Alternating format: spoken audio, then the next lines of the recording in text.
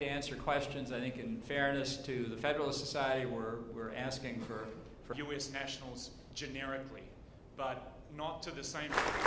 We will let the ICC die on its own.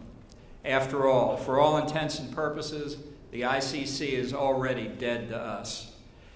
The United States will always stand with our friend and ally Israel. And today, reflecting congressional concern with Palestinian attempts to prompt an ICC investigation of Israel, the Department of State will announce the closure of the Palestine Liberation Organization office here in Washington, D.C.